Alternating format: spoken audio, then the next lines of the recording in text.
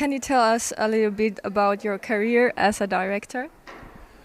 Well, I don't know if the word career is a good term, but I have already started to work for Czech television. I have made some documentaries for them, and this Fortress film, which is screened at this DocPoint festival, is like our first full-length documentary. I haven't done it by myself. Klára Tasovská is the second director of this film. We made it together, and it's, let's say, our first long documentary. What inspired you to make this film?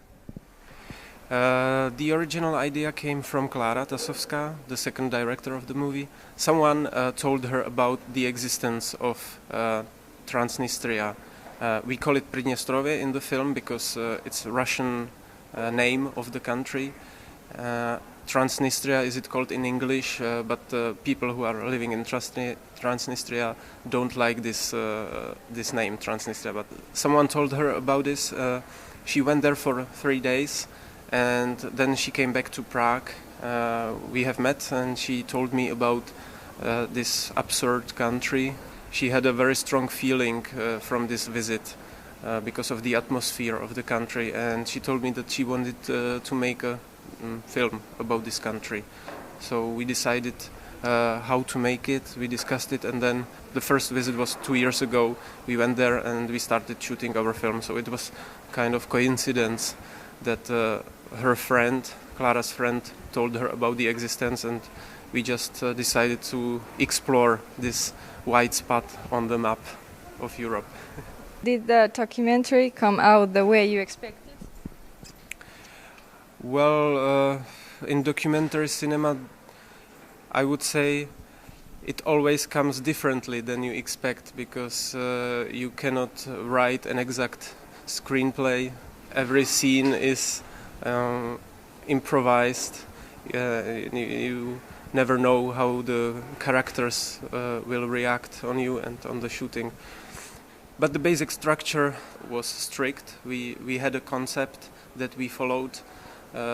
So partly it came out like we were expecting, but there are also parts of the movie which, were born like during improvisation. Were there any difficulties making the film? Well, the main difficulty was that every Western journalist or film crew must have journalist accreditation or kind of permission to shoot on the territory of Transnistria. We asked for this permission, the Ministry of Information. We asked them to get this accreditation, but they denied. They said we don't give you this permission. So we decided to go there, even we worked partly illegally, because without this accreditation you cannot shoot video or film on this Transnistrian territory. So that was the main difficulty, and all the time we were fighting like with this obstacle, because some people asked us, do you have this accreditation? And we had to say, no, we don't have it. So the people replied, okay, we won't speak with you, it's dangerous, or something like that. So that was the main difficulty, but still we succeeded to make the film in a different way, a little bit. What's your message through this film? Do you have a message? Well, one of the themes or one of the topics of this movie is that we all live in a kind of illusion of a country or of our identity. One of the main topics is also the impact of media at our reality. We have shot this film during presidential elections in Transnistria, and we discovered how the media affects people who are then deciding who they will vote for, which candidate they will choose at the end. And media has a very strong impact on this. And nowadays in Czech Republic there is also election of a new president.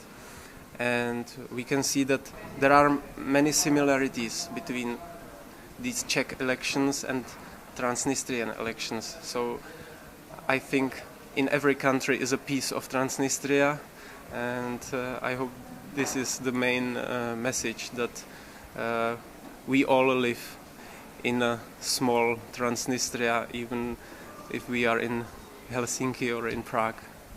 Are you working on a new project right now?